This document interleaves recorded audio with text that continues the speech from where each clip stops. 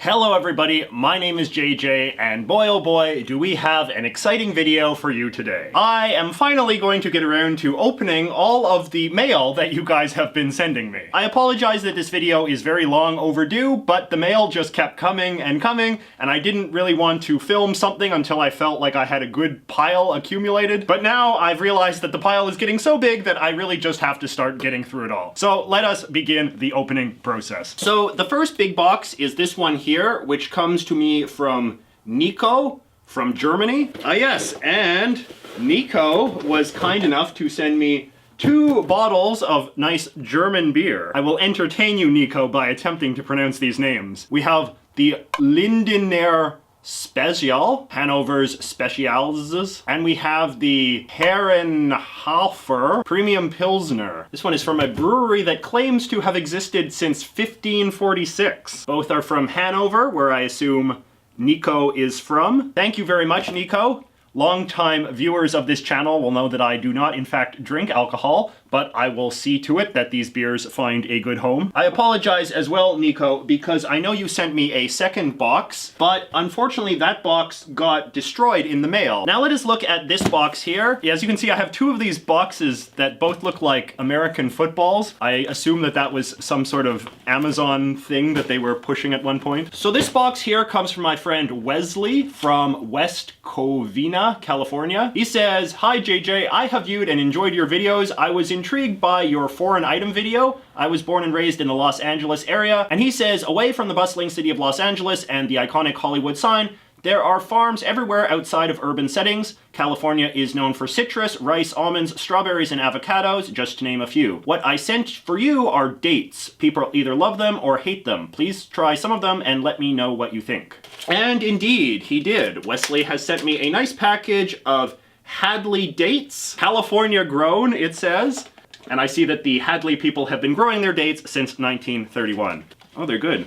Oh, they are pitted dates, so they're even easier to eat. That is traditionally one of my main critiques with dates, is that they have those huge pits in them inside, and I don't like picking things out of my mouth after I've started eating. Wesley has also sent me this, which is a plastic grizzly bear, our extinct state animal. He says it is featured on the California flag, as you may know, and is depicted as the goddess Minerva's animal to ride on our state seal. He's got a nice California salmon in his jaws. I assume that's a thing that exists. And he has also sent me a t-shirt celebrating In-N-Out Burger. Oh, this is very cool. He says, "This shirt celebrates the original restaurant in Baldwin Park, California." That is very cool. I remember when I was in California many years ago, we went to the In-N-Out Burger. The California folks that I was staying with were very insistent that I try it because they, as Wesley did, identified it as a real California original. So thank you very much, Wesley. This is quite awesome. Dates, bear, In-N-Out Burger, basically sums up California. Next we have a small little package. This one comes from Joe of Indiana. So Joe says, "Hi JJ, this is a picture of the Robert Indiana love painting. You can find this image all over Indianapolis. I also included a pin of the Indianapolis Motor Speedway logo. Finally, I included a sticker that says, 'I love yellow shirts.' This is not a symbol, but is a very local saying. It refers to the security guards at the Speedway." Wow. See, this is really awesome. I love this kind of like really weird localized stuff. So I'm perhaps that you recognize this picture as well. This is a very famous piece of American artwork, the Love painting. I wouldn't have recognized the fellow's name, Robert Indiana. Is that his actual name? But yes, very iconic piece of American art. That's interesting. I didn't know it was associated with Indiana in particular. And he did indeed send me this cool little pin of the Indianapolis Speedway, which is something that I think we do all associate with Indiana. And the "I love yellow shirts," that is really awesome. I love this very much. That is just so weird and so iconic. Referring to the security guards at the Speedway. That is something pretty wild. And then of course he's got me a postcard of the Speedway too. Thank you so much, Joe. Oh ho! This is another box from Nico. I apologize, I probably should have referred to these boxes in greater detail before I started opening them. Okay, so here we go. Apologies, Nico, for reading your mail out of order. "Hello, JJ. I hope you like it. I know that you don't drink alcohol, so you can give it to anyone you want." Okay, so he does know my deal. So, in addition to the alcohol, Nico has also sent me some other things from his area of Germany, from Hanover. These Leanbins cookies, which look pretty cool. Butterkeks. Butterkek. Kek. It's a problematic word these days. But I suppose it means cookie in German, which is kind of cool. Let's take back the title. Those are some good keks, Nico. Nico also sent me this little baggie of things from Hanover. We know they're from Hanover because it says so in big letters. We have this lovely postcard of the Hauptbahnhof Hanover und Panorama des Stadtteils Linden, which is, I guess, it looks to be like some manner of Hanoverian train station, and I guess the Hanover city skyline, so that's very cool.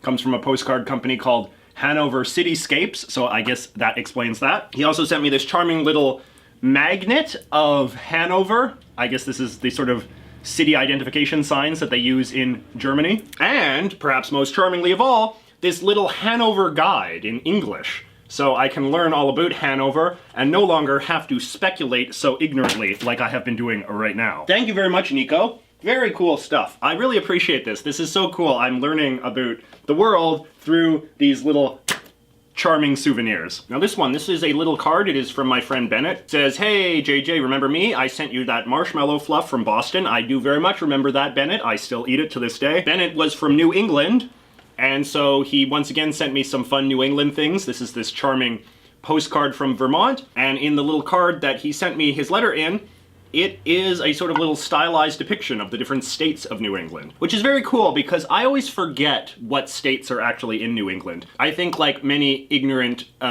foreigners, I sort of grew up being taught that New England just meant all of the original 13 colonies, and only recently have I started to learn that no, it actually only means these 6. Maine, New Hampshire, Vermont, Massachusetts, Connecticut, and Rhode Island. So I will put this on my wall to forever remind me of the reality.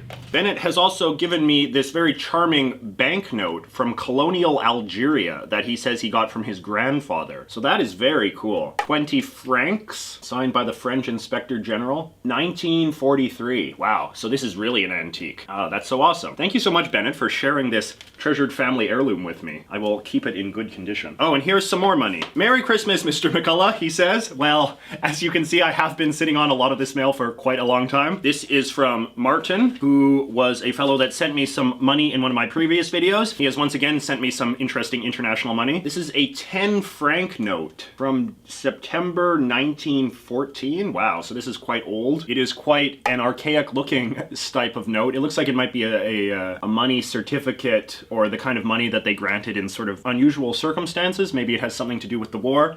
Martin specifically does not explain the context of the money because he says I will have more fun learning about it on my own. He has also sent me this German note, a Reichsbank note for 1,000 Reichmarks. This is quite a beautiful looking bill, very large, as some European money was in those days. In the old days, a lot of European money increased in size as it increased with value. So for large denominations, you often had these huge sort of sheet-sized pieces of money. On the back, it's got this very cool German coat of arms type dealie. So that is very awesome. Thank you so much, Martin. All right, let's open the next big box over here. Sort of like Christmas morning, you have to pace yourself. It is from Phoenixville, Pennsylvania. Whoa, lots of cool stuff in here. He says, "Hi, JJ, we live in Phoenixville, a suburb of Philadelphia. We also happen to be located near some other interesting places we thought you might like to learn about. Have a look at a map to see where everything's from." They sent me a nice printable map of all of the local regions where this stuff comes from. "We hope you enjoy these items, Joe and Elissa." Let's see what we've got here from Joe and Elissa. So we have a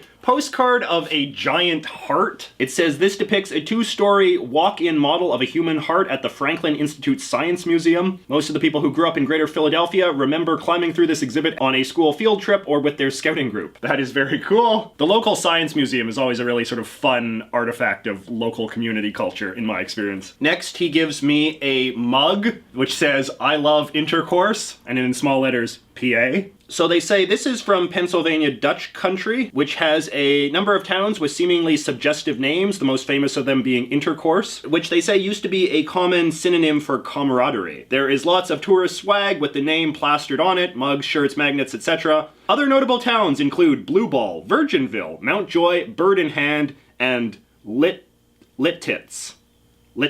I remember the name Intercourse, Pennsylvania, because that was brought up in an episode of The Simpsons where I think Superintendent Chalmers was describing various suggestively named places where he either grew up or was visiting. Now this is very cool. They say that this is a traditional Pennsylvania Dutch barn sign, which is called a hex sign. They say hex signs were originally painted on barns as ornamentation and now have become symbolic of the area. And of course there are lots of barns in Pennsylvania Dutch country because that is where all of the Amish and Mennonite folk live with their charmingly backwards social practices. The Intercourse Pennsylvania mug also depicts a horse-drawn buggy. I'm really attracted to symbols that are immediately recognizable to people from a particular area, but when shown to an ignorant outsider like me, it doesn't mean anything. It's very much like the Hanover magnet. I'm sure if you're from Hanover, you look at this and it's like, oh, yeah, it's the Hanover sign. But you know, to me it means nothing, but I like that sense of distance and alienation from other people's symbols. So this is very cool. This here is a travel mug from something called Wawa. They say Wawa is a convenience store chain headquartered in the suburbs of Philadelphia. Its status as a cultural institution is distinctively Philly. Drive in any direction and you're bound to pass at least 3 Wawas. People who aren't from the area think we're crazy for being so fond of a convenience store / gas station chain, and it's hard to explain to the uninitiated. The name Wawa comes from the name of the town where their first dairy was founded, which is the Ojibwe word for Canada Goose, which is also the company's logo and mascot. They have also sent me this car magnet, Railroad Street Bar and Grill, Linefield, Pennsylvania. They say, when we first moved to Phoenixville, we saw a lot of cars had these bumper sticker magnets with the stylized double R's. These are free magnets from a very popular local bar called the Railroad Street Bar and Grill, known for their large selection of craft beer, pinball games, and really good grilled cheese sandwiches. They've also sent me, wow, they've sent me a lot of stuff. They have also sent me this package of Orion's Irish potatoes, a confectionery treat containing coconut. These are seasonal treats that appear around St. Patrick's Day. They are unique to Philadelphia. People make homemade versions, but these are the mass-produced version. I was in Pennsylvania once very briefly. I was in King of Prussia. Seemed like a nice place. I went to Valley Forge as well in Pennsylvania to see where George Washington had been hanging out way back when. I would have thought that Pennsylvania was one of the original New England states, but it's not. Or wait, is it? Where's that? Yeah, it's not. This really doesn't taste like anything I've ever really tasted before. You can see, it is sort of just like a ball of sweet coconut that's sort of been solidified and doused in a kind of coating of cinnamon. So it has this really interesting mix of like really coconutty and really cinnamony and also really sweet. And then they sent me this other candy, which is called a butter crack, K-R-A-K. This is another seasonal coconut containing treat from the Philadelphia area, but it appears around Easter time, unlike the Orion Irish potatoes, which are associated with St. Patrick's Day. That is good. It's like a sort of coconut goo covered with a very crunchy, chocolatey outside. Pennsylvania seems very rich in culture. And lastly, Joe and Alyssa have sent me this charming guide to the Pagoda in Reading, Pennsylvania. I don't really know what a pagoda is, now that I think of it. It looks like some sort of vaguely Japanese-style building, but I have failed to become literate in that. Is Pagoda also the name of those like places in Miami where they sell like food and drinks and stuff? No, that's a Pagoda, right? Anyway, clearly I need to bone up on my Pagoda facts, but now I have a brochure to do just that. So thank you so much to the lovely Pennsylvania couple for sending me so much cool stuff from their very entertaining state. Let's look at this box next. Oh ho, it is a box of chocolates. Wait a second, the sticky note on the back says, sorry, I do not have any candy. I do, however, have some awesome stuff about White Rock. Oh, this is cool. This is a local fan. White Rock is a city in British Columbia, not too far from where I live. So this comes from my friend Lindsay. So White Rock is a very beautiful part of British Columbia. It is right on the water. And Lindsay has sent me a number of very attractive magnets that she says she bought at the White Rock Museum. We've got magnets of the White Rock Beach, magnets of the old abandoned railroad tracks, magnets of the skyline during the sunset at night, the water, the coast, oh, and a totem pole. It is a very lovely place to go, a nice place for a walk, particularly in the fall. Lindsay has also sent me some information on the history of White Rock's other most famous artifact, which is the so-called Peace Arch. So on one of the borders between Washington State and British Columbia, I would say the most popular border between British Columbia and Washington State, there is this large construction that is called the Peace Arch. It is like this little symbolic gate that I suppose represents good feelings between the United States and Canada. This is something that you always see when you drive into the US from BC. see. And then on the front it says, "Children of a common mother, may these gates never be closed." And there are like these sad little gates on the inside of it. Oh yes, here we go. Here is a photograph that she took of the Peace Arch. You can see, "Children of a common mother." That is some awesome stuff, Lindsay. So you see, even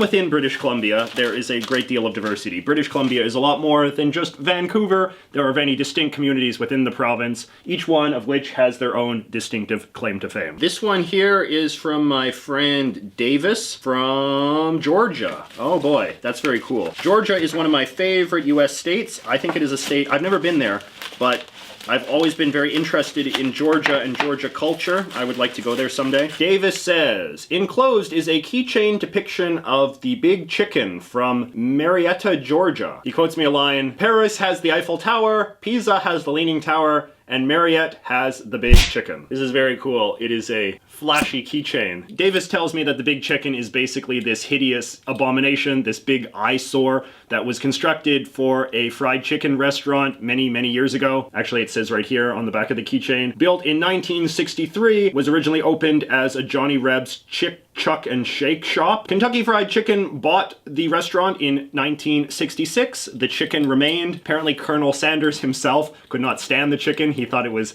cheapening the brand of the restaurant, but it was so beloved by locals that it stayed and still stays to this day. Now I have an artifact of this local monstrosity of my very own. Thank you so much, Davis. Along with local signage, local constructed abominations are a beloved part of local culture, particularly in more rural areas where there is a sort of pluckiness inherent in the construction of giant weird things. You can't help but pull over and want to get your photo with them. This is from my friend in California. Oh yes, somebody sent me an email about this. This is very cool. Godkin, I think was the fellow's name. But anyway, what he sent me was this. Now this is the flag of Rwanda, the old flag of Rwanda. The Rwandans have since changed their flag into something more attractive. The story behind this flag is pretty funny. The idea was that when Rwanda first became independent from France, their president was trying to come up with a flag, and then he was like, red, yellow, green, there we go, bingo bango, done. And then somebody was up to him and he was like, "Oh, Monsieur President, that is already the flag of Ghana." And then he was like, "Fine, whatever, we'll just draw a big R in the middle. Now it's Rwanda's flag." And so it was. But unfortunately, there is a dark side to this flag as well. It was the flag that was flying over the country during its infamous genocide in the early 1990s. And it was very much tainted by association with that troubled time in the country's history, as well as the dictatorial government that presided over the chaos. I believe in the early 2000s, they phased it out in favor of this flag, which is more attractive. But it is still a very interesting artifact of vexillological history. So thank you very much, sir. That is a very cool artifact for any self-respecting flag collector to own. And now we have a parcel from Oregon, or Oregon, as I grew up pronouncing it. Every 2 years since 1911, the Secretary of State has provided the facts and information about Oregon and the Oregon government through the Oregon Blue Book. Daryl Jabin interviewed political leaders and created historical vignettes to show some of the interesting events of people who have appeared in 100 years of the publication in this entertaining and informative 37-minute video. That is very cool. So this is some sort of DVD that will tell me everything I need to know about the great state of Oregon. Oregon is indeed a great state. It is a place where I went to a lot during summers with my family when I was a small child. Whoever sent this to me, John from Lebanon, Oregon. Thank you very much, John. Once I obtain something that can play DVDs, I will check this out thoroughly. Here is a parcel that came to me from my other friend, whose name is also John. He is from Winter Park, Florida. Whoa, lots of stuff in here. John has sent me a lot of writing about the pieces that he sent me, which is very cool. So the first thing he sent me was an issue of a magazine called Eyes and Ears, which is apparently Disney's company newsletter. It is celebrating the 35th anniversary of Epcot, which is of course one of the marquee destinations in Walt Disney World in Orlando. John describes it as blatant corporate propaganda, but full of cool pictures, which is what I like. He has also sent me this charming Epcot brochure, which lets me know about all of the interesting things that are going on in Epcot. I've never been to Walt Disney World in Florida, so this is a good way for me to live vicariously. I like this, this Epcot 35th anniversary branding. Those colors are quite sharp. We have the little Epcot International Ratatouille themed food and wine guide. Has little stickers of all the different countries, which is pretty cool. Even Canada. And then he's also got me this little Epcot 35 button. It says, October 1st, 2017, Epcot 35th anniversary, I was there. John says Disney is fond of distributing buttons for guests celebrating a special occasion at Disney, such as birthdays, first visits, anniversaries, married, and so on. He even says the Epcot people churned out a special commemorative button for the 150th anniversary of Canada, so that's pretty cool. John also says that Orlando is home to more than just theme parks. It also has many cultural offerings, one of the best being the Charles Homser Morse Museum of American Art, known locally as the Morse. It is a renowned home known to the most comprehensive collection of Tiffany art. And he has sent me a page of US postal stamps that have a commemoration of the Tiffany lamp on it. This is very cool. I am not super familiar with Tiffany art, but I do understand it to be a sort of famous American style. So this is kind of cool.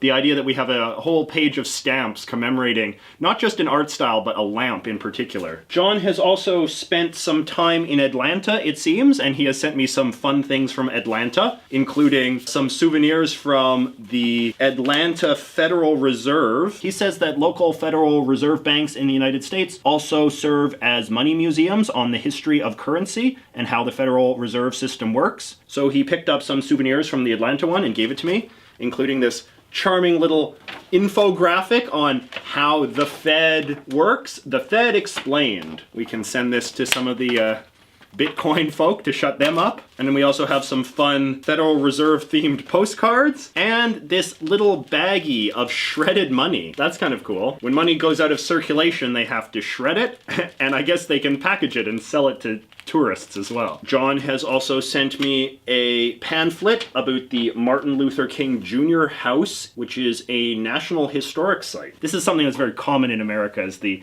historic house of some famous American where they grew up. And he has also sent me a paper hat from the Varsity, the type worn by their cooks and servers. The Varsity is the world's largest drive-in and an Atlanta icon with a long history that's been visited by several US presidents and celebrities and featured in movies and the Food Network and Travel Channel shows. Every time I go, I order a chili cheese dog, chili cheeseburger, and chili cheese fries. And of course, a nice ice-cold Coca-Cola, since the world headquarters of Coca-Cola are in Atlanta as well. I have kind of a big head, so hats don't fit me that well. And of course, lots of hair. But we can see it, the Varsity. That is very cool. Georgia really has a lot going on in it, as you can see. I mean, the most famous drive-in in the world, they have Martin Luther King, they have Coca-Cola, they also have, like, CNN. That's why it's a state that I think I would really like to visit. Oh, and here is one more thing from my friends from Pennsylvania. This is actually a very beautiful thing. This is a Christmas ornament of the Pagoda. The famous Pagoda of Reading, Pennsylvania that they sent me the brochure on. Well, here is a beautiful Christmas ornament of it. I agree with the packaging. It truly is one of the nation's treasures. Now, this looks like a pretty hardy package here. Where is this from? Oh, this is also from Oregon.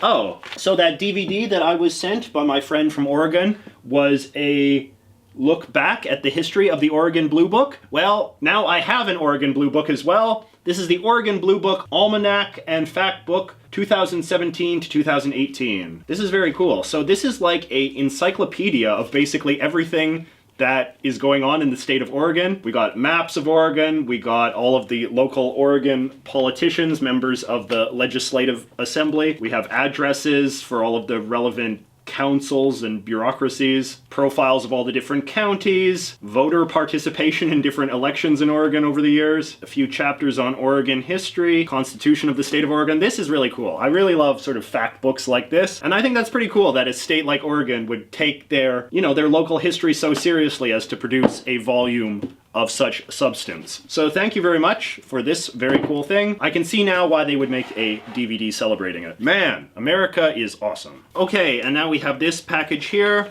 from my friend Chris in New Jersey. And these are two stickers that say Restore the Shore and have pictures of the state of New Jersey on them. Christopher tells me that in 2012, Hurricane Sandy destroyed much of the mainland of New Jersey. This is where the Restore the Shore campaign came around. Ever since then, you can buy Restore the Shore stickers, magnets, t-shirts, and pretty much anything else. So he's got me these cool Restore the Shore stickers, so I can put these on my laptop case and let everybody know that I too am in favor of restoring New Jersey's scenic ocean shore. New Jersey's shores have given us all so much entertainment over the years, the least we can do is favor their restoration. All right, and lastly, we have this parcel here from my friend Mike from Salem, Massachusetts. And what Mike has sent me is what he says is a spell in a bag. Salem, Massachusetts is of course the historic home of the witches of America, the famous Salem witch trials in which women accused of witchcraft were executed in gruesome ways. Michael tells me that this is a spell from the official witch of Salem.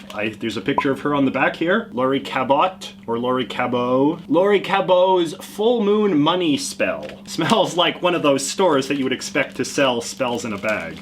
You know, a very sort of cheesy incense kind of smell. Mike says that spells in a bag like this can be found in every store in Salem.